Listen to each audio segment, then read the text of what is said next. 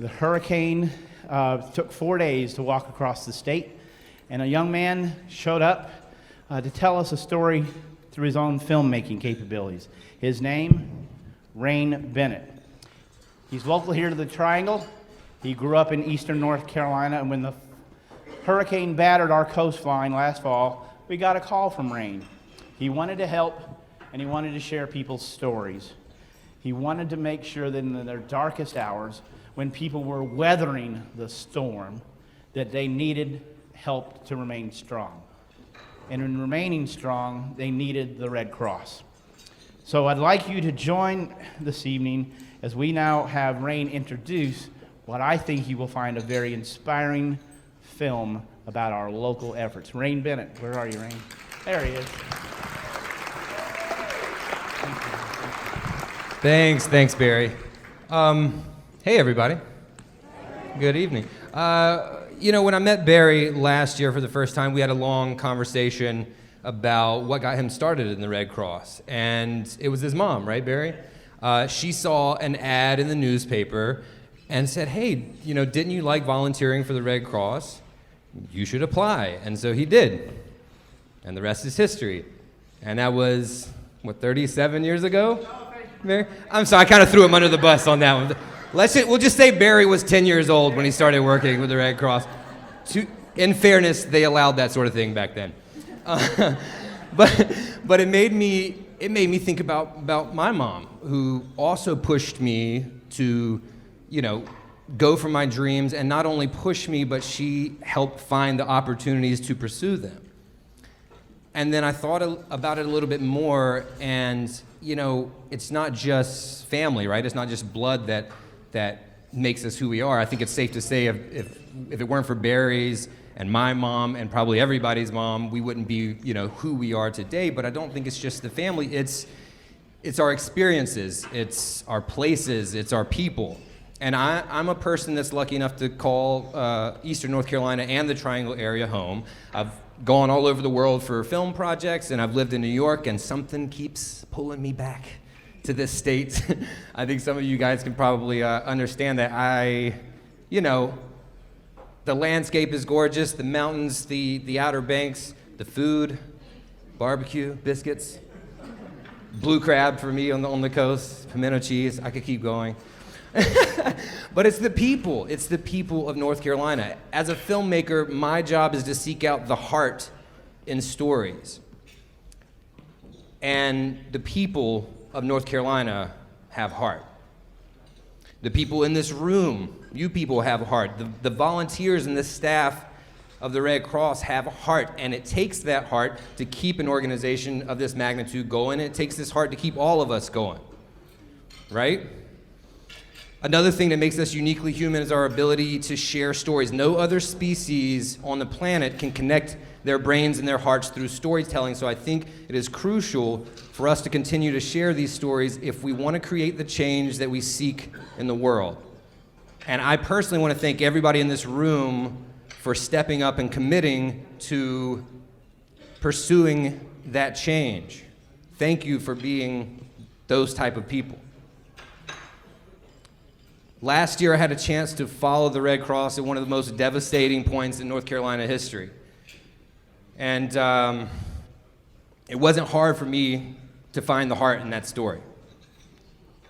It was in every volunteer that I saw running frantically around with walkie-talkies or driving trucks and mobile kitchens miles and miles all over eastern North Carolina. It was in every volunteer's face that was on their 14th hour of working that still had a smile and were still pleasant to deal with. So this is that story. My name is Rayne Bennett. Thank you for watching.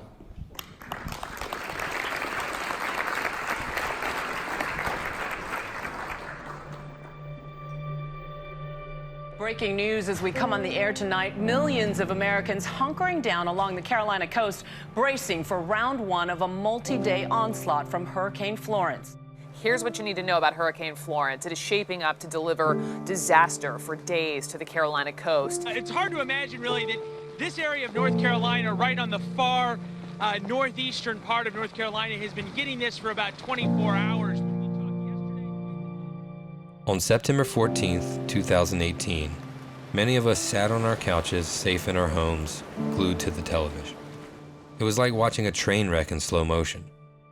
That train being a 400-mile-wide Category 1 hurricane, bigger than the state it was about to crash into, my state. Hurricane Florence lived up to all the hype. It dumped 10 trillion gallons of water on eastern North Carolina in 5 days. Towns like New Bern, Fayetteville, Pollocksville, Trenton, and Wilmington flooded worse than they ever had. It was absolute devastation. I found myself crying multiple times that day as I watched my hometown of Little Washington get completely covered by the storm surge. I was raised in this place. It's a part of my story. My people were hurting and I had to do whatever I could to help. So I set out for eastern North Carolina to directly help those in need. But I wasn't prepared for how hard it would be.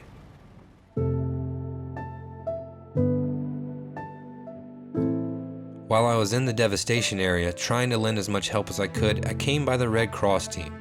I saw people who lost all their belongings get food, water, shelter, and clothing. The Red Cross partnered with local churches and organizations to set up food banks and mobile kitchens, and they sent 1.5 million meals and snacks across eastern North Carolina. Over 100,000 overnight stays were provided to people who needed shelter. They also deployed 7,000 volunteers, and I got the chance to see hundreds of them at work. People left their homes for weeks at a time, many with no ties to the state, all to lend a hand to people who needed it the most.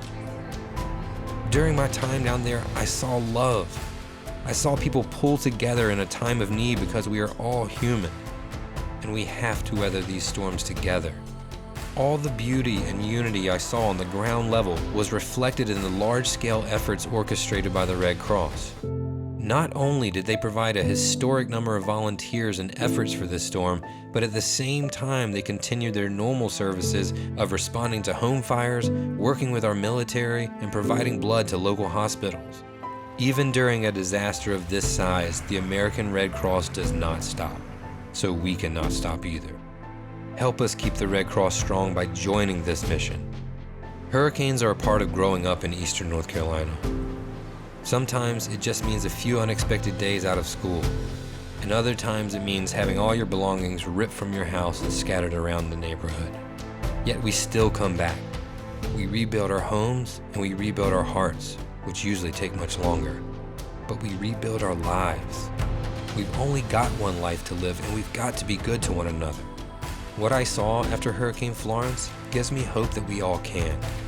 The American Red Cross gives me hope that many of us already are. So on behalf of all of us who call North Carolina home, we thank you. From the bottom of our hearts, we thank you.